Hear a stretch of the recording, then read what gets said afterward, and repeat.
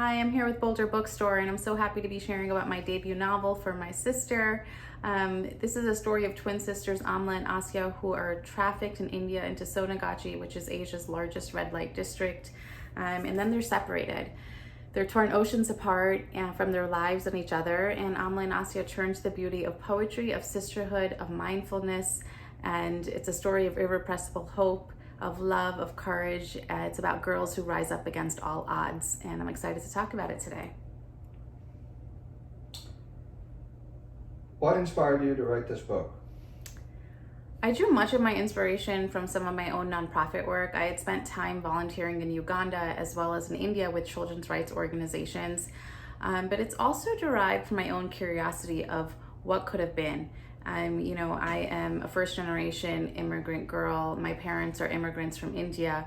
And I thought about my own mother growing up in India and a girl, and what would have happened if she was in generational poverty like Amla and Asya, and what would have happened to me, what would have happened to the subsequent lives of my daughter. And so it got me thinking about giving voice to girls who are like me, who are like my daughter, who were once like my mother, on girls all around the world who don't get that opportunity.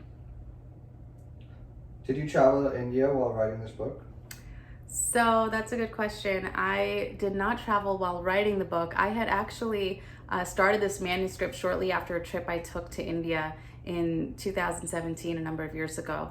I grew up going to India, so much of the vivid description, in my novel, such as the food and the culture and the customs, really come from my own experiences, and really that is the authenticity of reading work by an own voice author, and also just with my nonprofit work, so many of the inspiration behind the girls, their courage as survivors, really came from some of the girls I had seen and worked with, not only in India and Uganda and my nonprofits. So, yeah.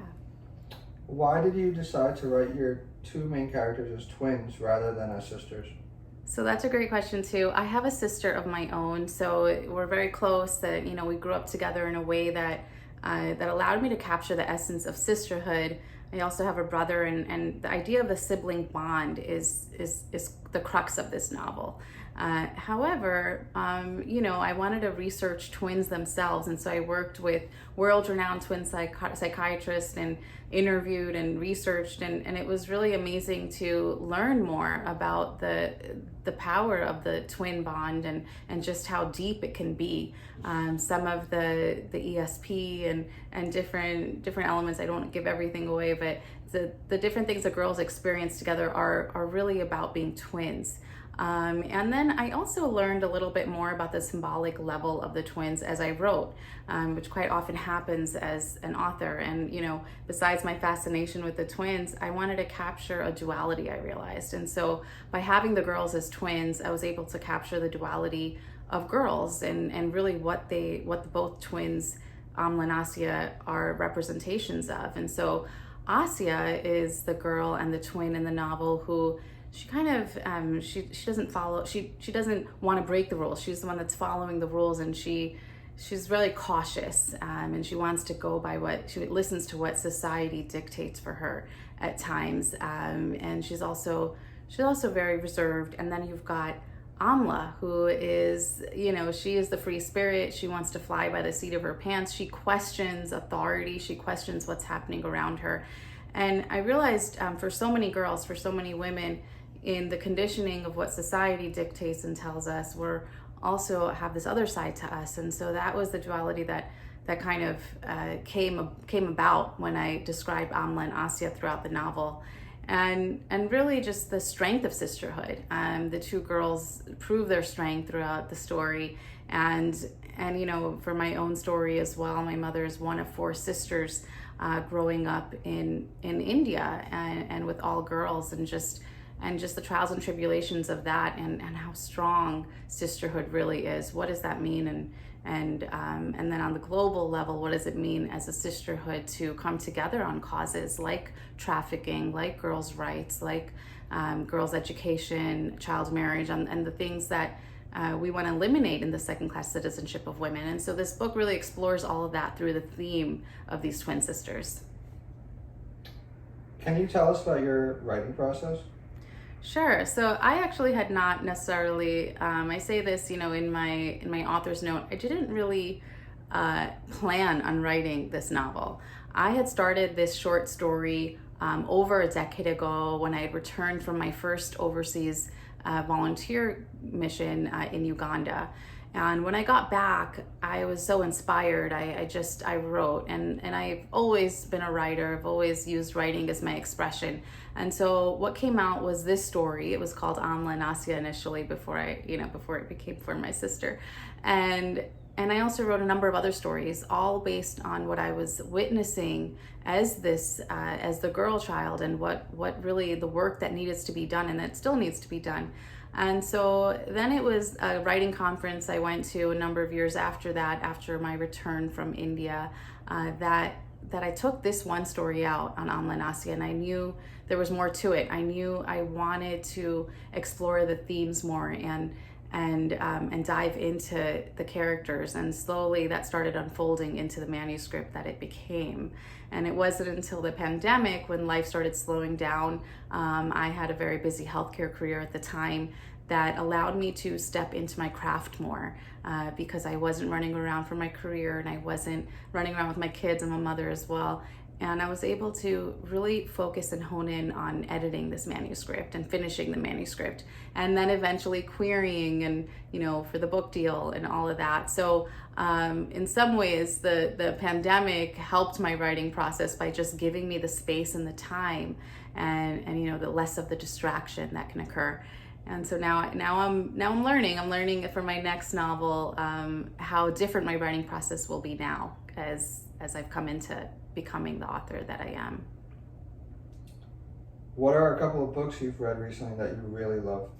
Yeah, so I love reading. I actually, when I am writing, so I'm working on my next novel, I don't read as much fiction, and only because it allows me to step into my own story more. But I did recently pick up Covenant of Water by Abraham Varghese. I had read Cutting for Stone a number of years ago. It was such a dear book. So I'm very excited to dive into that book. Once I can get into that, I love all of his themes and everything. So that's one fiction author I love. The nonfiction book I'm reading, which I love, is The Creative Act, A Way of Being, by Rick Rubin. And it's just inspiring me so deeply as an author, as an artist, and just why we write, why we share the stories that we have inside of us with the world. And so I'm getting very inspired by that, for sure. Is there anything else you want us to know about your book? Yeah, so one thing people don't actually always know is, yes, it's a women's fiction book, and it's told in two perspectives, in Amla and Asya's. But there's poetry that's weaved throughout the book, and poetry is my heart and soul. I love poetry. I used to, cut school to go to poetry slams. I mean, I love everything. Poetry is I believe, just true expression. And so Asya finds this true expression, and her poets are snippets. They're all throughout the novel. So it's been really wonderful to hear how much people love that part of the book. And then the other is just some of the words it's won. You can check them out on my website, formysisterbook.com. It's won the Literary Titan Fiction Book Award, the International Impact Book Award for Women's Fiction, and the American Writing Award for Social Change. So yeah, I'm just really honored to have received those, as well as humbled by the level that I'm learning when it comes to being a new fiction author. Finally, can you read us a short passage from your book? Sure, I would love to. The passage I will read is a depiction of just the girls and their sisterhood, what they're both about, and just the age they are. So this is actually told from Amla's voice. So this is on chapter 20. When we finally arrived, I was too tired to walk. I just let the sway and push of the people carry me out of the train. Didi grasped our skinny arms tightly. The train station was like a castle, with large red towers and white-trimmed arches. My left foot had fallen asleep in the cramped train, and as we walked, I stomped on it hard to bring my life back to my legs. With the motion, the strap on my sandal broke and I went flying into the crowd. Didi was already ahead of us and I was afraid of losing her if I went to search for it, so I walked on, barefoot. The station was clean, but the minute we exited the street, the ground was filled with debris and broken glass. Asya peered at me and then took off the green dupatta scarf she cherished, quickly wrapping my foot to protect it. Didi stopped and in her raspy voice told us to hurry. I tried to run on one foot to spare Mummy's scarf as much as I could as we hurried after Didi. I turned around just once to take in the beauty of the railway station before we left it behind. Then I limped along again, wondering what our new home would be like and where we were. I imagined that the family had a girl close to our age and we would become friends in between our chores. When we found a taxi, it was bright yellow and so clean we thought it could not be for us. Then Didi spoke to the driver in a dialect we didn't understand. Asya asked her in Hindi where we were and she looked at us, then straight out the open door. Why didn't she answer? Where were we? I scanned the street signs and everything around us was written in another language. I spotted some Hindi and even then some of the English letters Chaya and Nisha showed us, but there was another language I just could not recognize. Then the driver started to play an old song on the radio that we did recognize. It was a Madhuri Dixit number Mummy used to sing and move her hips to. I looked at Asya and sang, I'll sing now. Ding dong ding, ding dong ding dong ding dong, ek do teen, char paanch saat aath no. And suddenly we were singing along, the two of us smiling, both of us, and I'm sure of it, imagining Mummy making roti in the kitchen, flour on her cheeks. Didi smiled with her crooked yellow teeth, and the driver turned the radio up louder for us. Asya held my hand as we drove to our new family in a foreign India. Thank you so much. Thanks so much for Boulder Bookstore for having me, and check my site out at www.formysisterbook.com. Thanks again.